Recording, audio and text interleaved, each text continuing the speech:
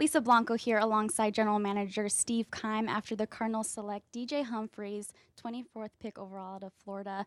Just take me through that consensus. A lot of talented guys still on the board, but as you always say, you pick the best talent that's still remaining there, right? No question. And not only that, but it was, as you said, a consensus pick because our scouting staff started off looking at him back in December and January.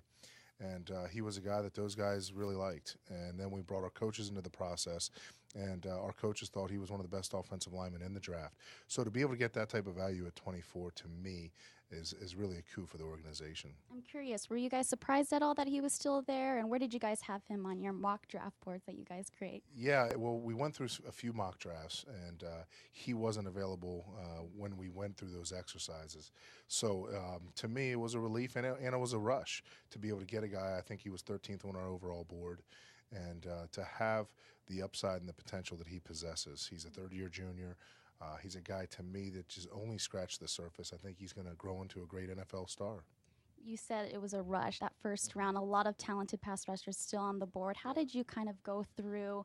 Randy Gregory's still there, and how did you just kind of go through the motions of that? Well, you always have to weigh not only a player's ability, but you have to evaluate the complete package, and that's a player's instincts, his smarts, his off-field character. So many things go into the process. How he fits us schematically. So to be able to go through the process and realize at the end of the day, there was a run on offensive tackles and pass rushers, which really correlates with free agency because rarely do you see those guys getting to free agency, and if they do, they get overpaid.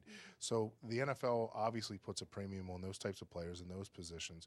So to me, to be able to continue to build on the offensive line was something that we were focused on all along. Going to be a competitive offensive line too with Bobby Massey. You're probably going to move him over to right tackle, correct?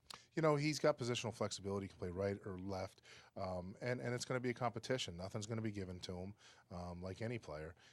Even though he's a first-round pick, Coach Arians is going to make these guys earn it. And but we do have high expectations because of his skill set. You guys talk a lot about throughout this process the Cardinal grade. How does he fit that mold?